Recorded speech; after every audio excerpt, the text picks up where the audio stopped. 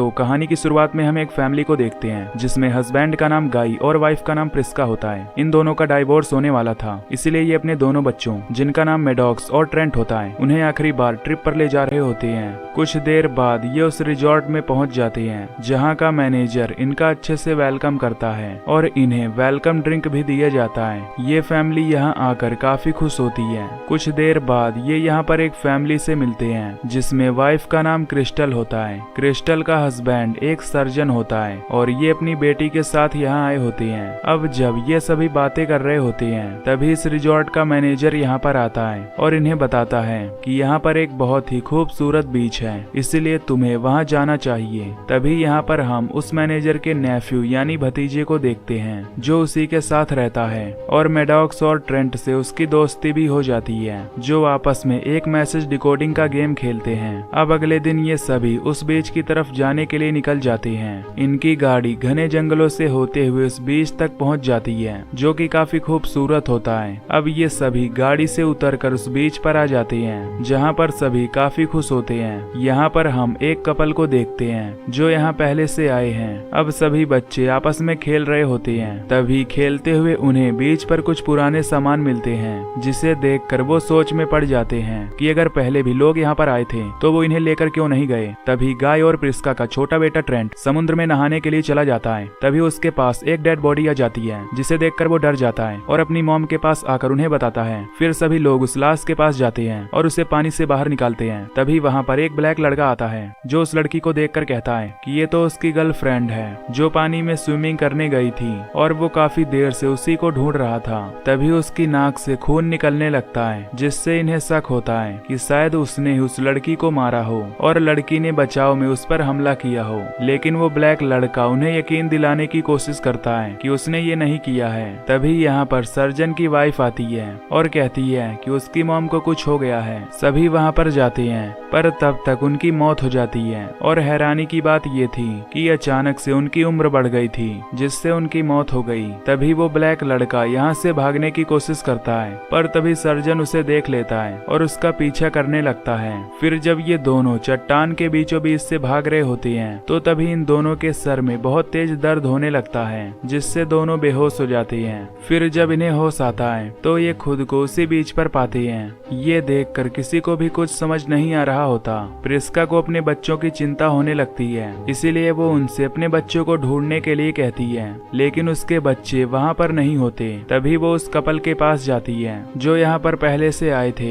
यहाँ वो दो बड़े यंग बच्चों से बात कर रहे होते हैं। जब प्रिस्का उनसे अपने बच्चों के बारे में पूछती है तो वो कहते हैं कि हम तुम्हारे बच्चों से ही बात कर रहे हैं। तभी प्रिस्का देखती है कि अब उनकी उम्र भी बढ़ चुकी होती है। वो लोग 6 और 13 साल के थे पर अब वो लोग 10 और 18 साल के हो गए थे, जिसे देखकर वो हैरान हो जाती है। तभी वहाँ पर गाय भी आ जाता है और दोनों उन्हें देखकर हैरान हो जाती हैं। उन्हें कुछ समझ नहीं आता कि आखिर ये सब हो क्या रहा है, क्योंकि जो भी वहाँ से निकलने की कोशिश करता वो बेहोश होकर दोबारा से उसी बीच पर आ जाता था। यहाँ पर बच्चों की उम्र काफी तेजी से बढ़ रही होती है। सर्जन की बेटी भी अब जवान हो चुकी होती है। अब कुछ देर बाद इन्हें पता चलता है कि इस बीच पर समय काफी तेजी से बीत रहा है जिससे लोगों की उम्र बढ़ रही है। सर्जन को यहाँ पर उस ब्लैक आदमी पर ही शक होता है। तभी वो उसके चेहरे पर अटैक करता है जिससे उसके चेहरे से खून निकलने लगता है। लेकिन तभी वो उस घाव पर अपना हाथ लगाता है और उसका घाव ठीक हो जाता है, क्योंकि समय के तेज चलने से उसका घाव ठीक हो गया होता है। वो उन्हें फिर से यकीन दिलाने की कोशिश करता है कि वो यहाँ अपनी गर्लफ्रेंड के साथ घूमने आया था।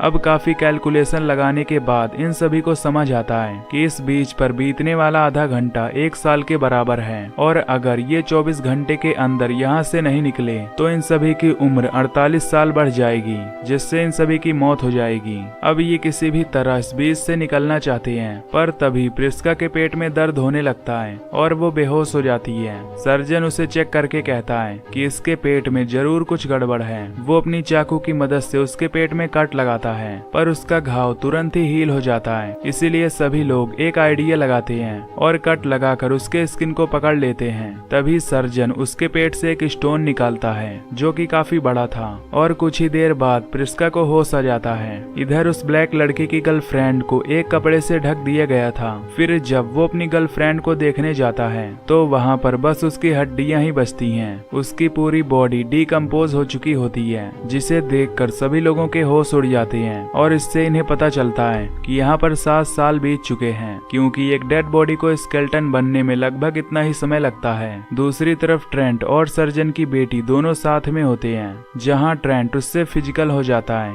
और उसे प्रेग्नेंट कर देता है। तभी उनके फैमिली वाले उन्हें देखकर काफी हैरान हो जाते हैं, जिसे देखकर ट्रेंट को कुछ भी समझ नहीं आता कि आखिर ये सब कैसे हो गया। तभी कुछ देर बाद सर्जन की बेटी एक बच्चे को जन्म देती है, पर वो बच्चा मरा हुआ होता है। ये देखकर ट्रेंट काफी दुखी होता है। इधर वो ब्लैक लड़का जब दूसरी तरफ बैठा होता है तो सर्जन उसके पास जाकर उसे मार डालता है, क्योंकि उसे उस पर शक था। सभी लोग काफी हैरान होते हैं और इस जगह से बाहर निकलना चाहते हैं, पर वो इस जगह से जा भी नहीं सकते थे। तभी अचानक सर्जन की बेटी को एक आइडिया आता है और वो पहाड़ के ऊपर से चढ़कर इस जगह से निकलने का सोचती है। लेकिन जैसे ही वो ऊंचाई पर जाती है तो उसके सर में दर्द होने लगता है, जिससे वो पहाड़ से नीचे गिर जाती है और उसकी वहीं पर मौत हो जाती है। जैसे जैसे यहाँ पर वक्त बीतने लगता है, सभी की उम्र तेजी से बढ़ने लगती है और सर्जन की वाइफ क्रिस्टल की भी सारी ब्यूटी ढल जाती है। अब कुछ देर बाद रात हो जाती है, जहां गाई और प्रिस्का दोनों भी अब बूढ़े हो जाते हैं। तभी सर्जन, जो कि अब पागल हो चुका था, वो किसी के भी ऊपर हमला करने लगता है। तभी प्रिस्का एक जंग लगे चाकू से सर्जन पर हमला करती है, जिससे उसकी पूरी बॉडी में पॉइजन फैल जाता है और उसकी भी मौत हो जाती है।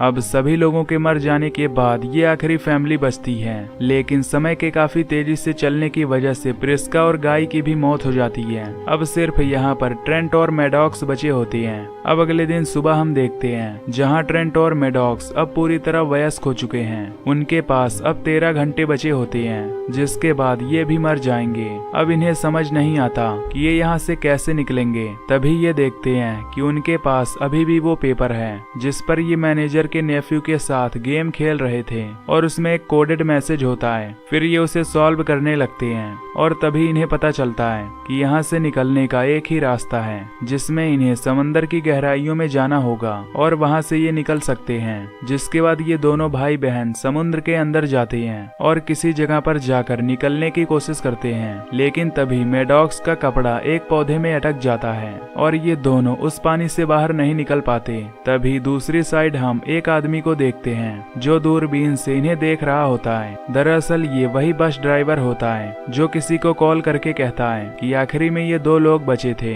जो कि अब मर गए हैं। फिर वो बस में बैठकर वापस से रिजॉर्ट में आ जाता है, जहाँ पर एक बहुत बड़ी लैब होती है। वो रिजॉर्ट के मैनेजर को बताता है कि सब मारे जा चुके हैं। दरअसल यहाँ पर मेडिकल का एक बहुत बड़ा एक्सपेरिमेंट टेस्ट चल रहा होता है। जब सभी गेस्ट पहली बार इस रिजॉर्ट में आए थे तो उन्हें एक वेलकम ड्रिंक दिया गया था और उस ड्रिंक में ही वो मेडिकेशन थी। और लोगों की जो उम्र बढ़ रही थी या उनके घाव जो अपने आप ही भर रहे थे, उसका उस बीच से कोई लेना देना नहीं था, बल्कि वो सब उसी मेडिकेशन से हो रहा था।